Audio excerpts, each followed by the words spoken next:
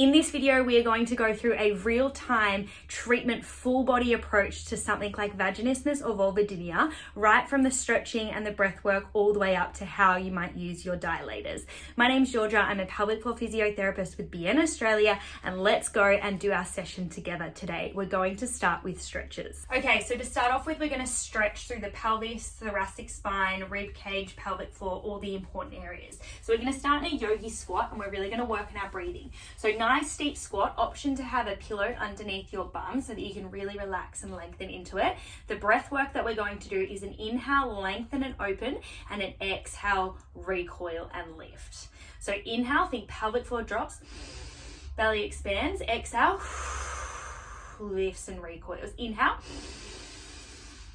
exhale, one more like that. Inhale, exhale. And you can see how my belly is really opening and dropping, and my pelvic floor is following suit with that. We're going to keep that breath work pattern going and now add in some rotation through the thoracic spine. So we're going to inhale, reach, exhale, come back down. Inhale, exhale. One more. Inhale, exhale. Last one. Inhale and exhale. Okay, keep that breath work going, and we're going to come into a lunge position.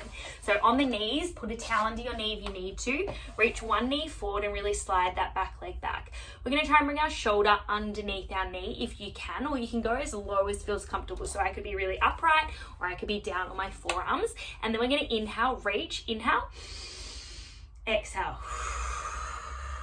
Inhale, exhale. If that's too much, bring this back knee in so that you're in a bit of a narrower stance rather than being quite so extreme with that back leg. Inhale, exhale. Inhale, exhale. Let's do the other side. Keep that breath work going, lengthening the pelvic floor. Inhale, exhale. Inhale, exhale. One more. Inhale, exhale. Nice.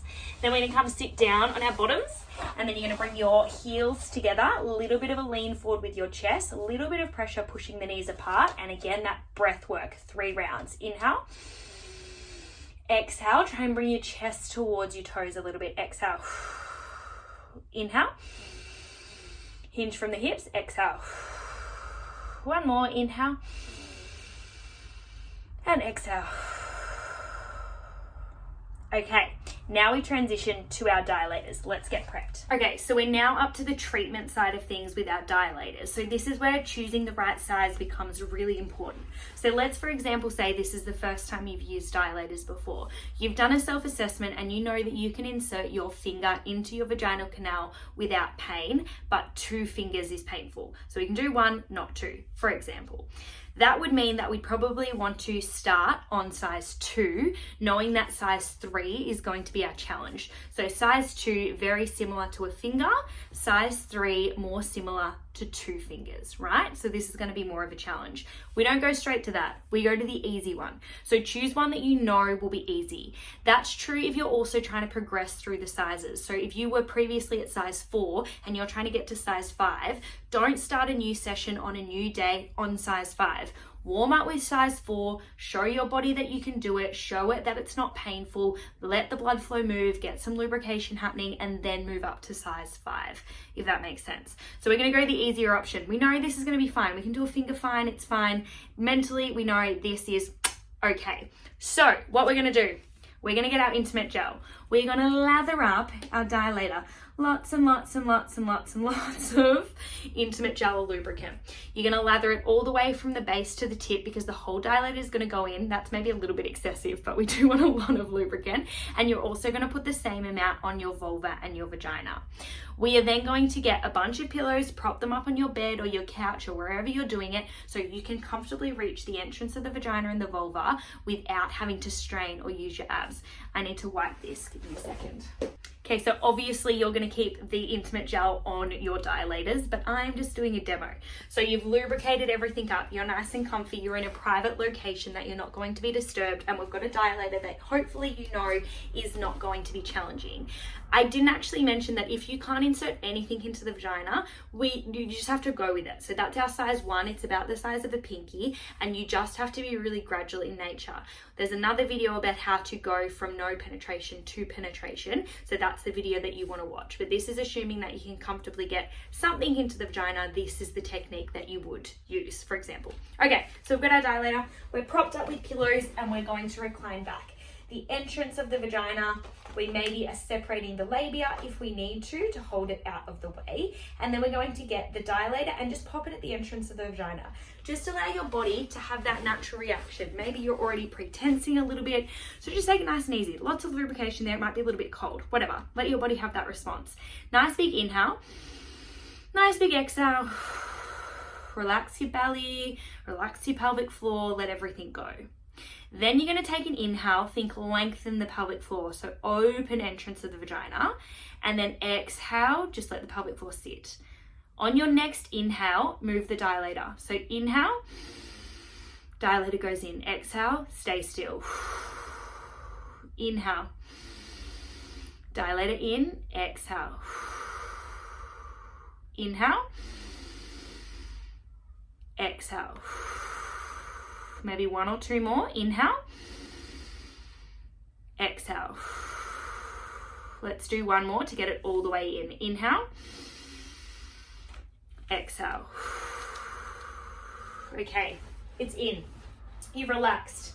You either hand stays on the base, keep your knees apart, or you might be able to, pretending that's in, put your legs straight and or cross them over. Hands can therefore be free. We're going to start with just keeping it inside the vagina. So pop it in, keep it in there, no movement. If you've already done this size before, you're going to stay there for maybe 2 minutes. If it's totally pain-free, then you're going to move straight to your movement. If it's a little bit iffy, or you need a little bit longer, or you've got the luxury of time, stay there for 5 to 10 minutes. But this is our warm-up size. So a couple of minutes is fine. Then you might progress straight to movement. So we're grabbing the base of the dilator and we are moving it in circles, 10 each way, moving it up and down, 10 each way, moving it side to side, 10 each way, and then we're moving it in and out, 10 each way. Assuming all of that is less than 3 out of 10 in pain, if 10 was the worst pain imaginable. Then we move on to our next size. So that's maybe taking you 5 minutes. You've had a little bit of a warm up. Same amount of lubricant on our next size, maybe a little bit less because you've probably already got some on your vulva and vagina. We go through the same technique. So inhale, exhale, move on the inhale. Inhale, exhale, inhale, exhale. And let's say you maybe start to get a little bit of pain here.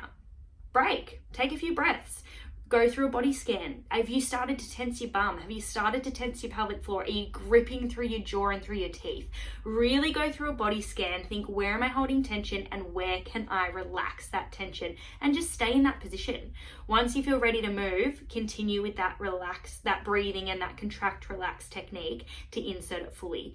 If you can't get past it, if you're like, this is a 5 out of 10, fine, that's it for the day. You've tried, you got it halfway in, that's epic. And then you go back the next day, you warm up with your size 2, you progress to your size 3. But let's assume we can get it all the way in.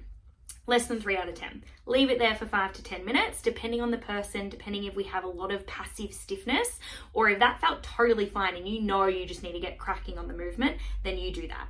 But if we need passive stiffness stretching, then we're going to leave it there for 5 to 10 minutes, probably closer to 10 minutes. And then we go through the same techniques.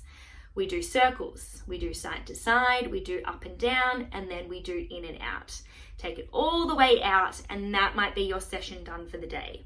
Now, this principle can be applied to all of our dilators. So you warm up with the size before, you do your main session with the size that you know is challenging, and you stop at whichever part you need to if your pain goes over that 3 out of 10, which could be half in, it could be all the way in. You might be able to do circles, but you can't progress to in and out. Whatever the stage is, less than a 3 out of 10 or that kind of mild discomfort is really what we want to adhere to because you are not trying to cause yourself pain with the dilators.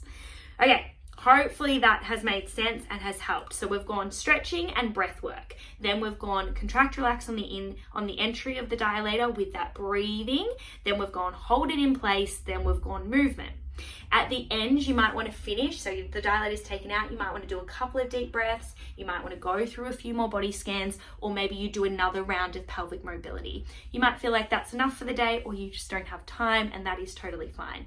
But that's an example of how you might approach your dilators with a full body approach to really systematically relax and lengthen the pelvic floor. Let me know if you have any questions in the comment box below, or you can find more information via our website, bn.com.au. All right, we'll see you in the next video.